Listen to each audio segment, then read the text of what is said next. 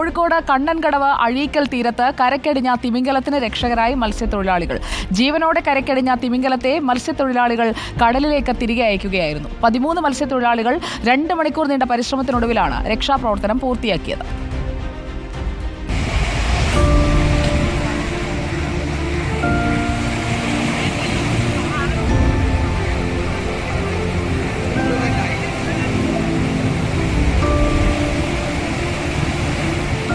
കോഴിക്കോട് കണ്ണൻകടവിൽ കരക്കടിഞ്ഞ കൂറ്റൻ നീലത്തിമിംഗലത്തിൻ്റെ വിഷ്വൽ നമ്മളെല്ലാവരും കണ്ടു.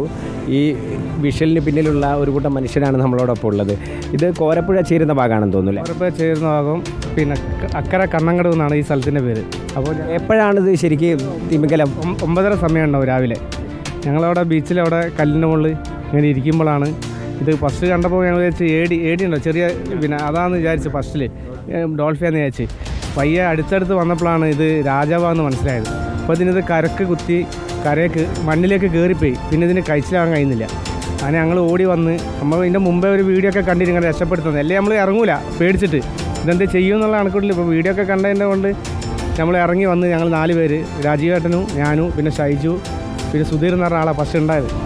അപ്പോൾ ഇറങ്ങി വന്ന് ഞങ്ങൾ 4 പേര് നോക്കിയിട്ട് കഴിച്ചിലാവുന്നില്ല. കഴിച്ചിലാവേണ്ടപ്പോൾ നമ്മളെ കുട്ടികളെ ഒരു വാട്സപ്പ് ഗ്രൂപ്പുണ്ട് ഇവിടെ. അപ്പോൾ ആ ഗ്രൂപ്പിൽ ഞാൻ വോയിസ് മെസ്സേജ് ഇട്ട് ഓൺലൈനിലുള്ള നിങ്ങൾ എന്തായാലും അയീക്കലേക്ക് പോവാ. ഇവിടെ ഒരു പിന്നെ രാജാവ്, നമ്മൾ രാജാവ് എന്നാണ് പറയല്, കടപ്പുറങ്ങൾ രാജാവ് പിന്നെ ജീവനുള്ള വന്നിന് അതിനെ രക്ഷപ്പെടുത്തണം. ഞങ്ങൾക്ക് 4 പേർക്ക് കഴിച്ചിട്ടാണ് ഞങ്ങളെല്ലാം വരുന്നതാണ്. അങ്ങനെ ഒരു 10-12 പേര് വന്ന് ഇറങ്ങി. അപ്പോൾ പിന്നെ രസം കല്ലുമല്ലൊക്കെ അടിച്ചിട്ട് സ്പേച്ചൊക്കെ വന്ന് ഒരു പുറത്തല്ല വാലിനാളുള്ളത്. ഒരു വാലുകൊണ്ട് ഒരു അടി കുടുങ്ങി എൻ്റെ കാല് രസം പൊട്ടി. വാലുകൊണ്ട് അടി കുടുങ്ങി എല്ലൊക്കെ പൊട്ടിപ്പോകുന്ന പറയാം, നമ്മളറിയില്ലല്ലോ. അങ്ങനെ കുറേ കഴിച്ച് പിന്നെ വാലിനെടുത്ത് നിന്നില്ല. അടി കുടിക്കുന്ന ശേഷം പിന്നെ പിടിച്ച് ഇങ്ങനെ നേരാക്കി. ഇത് വെലങ്ങത്തിലായിട്ട് ഇത് പോകാൻ കഴിയുന്നില്ല. വെള്ളമില്ല, വെള്ളം ഇവിടെ വരെ ഉള്ളൂ. വെള്ളം ഇത് വേലിയിറക്കത്തിൻ്റെ സമയമായിരുന്നു. ഇറക്കത്തിൻ്റെ സമയമാണ്. പക്ഷേ കടൽ കൂടുതലുണ്ട്. ആ കടൽ കൂടുതലുള്ള സമയത്താണിത് കല്ലുമിലൊക്കെ ഇങ്ങനെ വരുന്നത്, അടിച്ചിങ്ങനെ വരുന്നത്. കടലിൽ പടിഞ്ഞാറോട്ട് കിട്ടുന്നില്ല.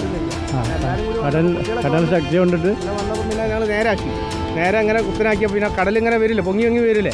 ഈ വീഡിയോയിലേ ഒരാളിങ്ങനെ വിളിച്ചു പറയുന്നുണ്ട്, മുഖം പടിഞ്ഞാറ് ഭാഗത്തേക്ക് തിരികെ. ആരായിരുന്നു വിളിച്ചു പറയുന്നതാണ്? അപ്പോൾ മുഖം പടിഞ്ഞാറ് ഭാഗത്ത് ആക്കിയതിന് ശേഷം ഇതിന് മേലോട്ട് പോകാൻ കഴിയുള്ളൂ. മുറിഞ്ഞു വരുമല്ലോ കടൽ വരുമ്പോൾ. വെലങ്ങത്തിലാകുമ്പോൾ അങ്ങോട്ട് അടിച്ചിട്ട് കയറുമല്ലോ. അപ്പോൾ മേലോട്ടായി. എന്നിട്ട് ഞങ്ങൾ ഇവിടം വരെ കയത്തിൽ വരെ കണ്ടെത്താ ദൂരം വരെ രക്ഷപ്പെട്ട് നോക്കി. പിന്നെ അധികൃതരാരെങ്കിലും ഉണ്ടായിരുന്നു? എത്ര സമയം എടുത്തു ഈ ഒരു നടപടിക്രമം നോക്കണേ? ഞങ്ങൾ പിന്നെ 4 പേര് പറിച്ച് കഴിച്ചിലാവുണ്ടായപ്പോഴാണ് ഇവരൊക്കെ വന്നത്. അപ്പോൾ പിന്നെ ഒരു 1/4 മണിക്കൂർ ആയി ഉണ്ടാവും പിന്നെ കഴിച്ചിലായി കിട്ടുമ്പോൾ. പിന്നെ നമ്മളെ ഇവിടുത്തെ വാർഡ് മെമ്പർ റസീന എല്ലാം സപ്പോർട്ട് ചെയ്ത് പിന്നെ പഞ്ചായത്തിലൊരു ബോഡി മീറ്റിംഗ് ഉണ്ട്, അതിൽ സംസാരിക്കുക എന്നൊക്കെ പറയും. പിന്നെ നമ്മളെ ഫിഷറീസിൽ നിന്ന് എല്ലാം കോളുകൾ കണ്ടാലും വന്ന് അവർ എന്താ പറഞ്ഞു ഈ ഒരു രക്ഷാപ്രവർത്തനത്തിന് എല്ലാം അനുബന്ധം ചെയ്ത് ഇന്നിപ്പോൾ ഫിഷറീസിൽ നിന്ന് അവരൊക്കെ ഈ ഫോറസ്റ്റിൽ നിന്നൊക്കെ വിളി വന്ന് ഓരോരോ നല്ല കാര്യമാണ് ചെയ്തതെന്ന് പറഞ്ഞു. വന്നിന് ഫോറസ്റ്റ് വകുപ്പിൽ പെട്ടാന്ന് പറഞ്ഞത് അല്ലേ. എന്തായാലും രാജാവിനെ കടലിലേക്ക് തിരികെ അയച്ചതിൽ എന്താണ് വാട്സപ്പ് ഗ്രൂപ്പിൻ്റെ പേരെന്താണ്? എന്തും പറയാം. അപ്പം എന്തും പറയാം എന്ന് മാത്രമല്ല എന്തും ചെയ്യാമെന്ന് കൂടെയാണ് അല്ലേ. രാജാവിനെ കടലിലേക്ക് തിരികെ അയച്ചിരിക്കുകയാണ്. ഏതായാലും റിപ്പോർട്ടർ ടിവിയുടെ ആശംസകൾ. ഓക്കെ, എന്തായാലും എല്ലാവിധ ആശംസകളും അഭിനന്ദനങ്ങളും.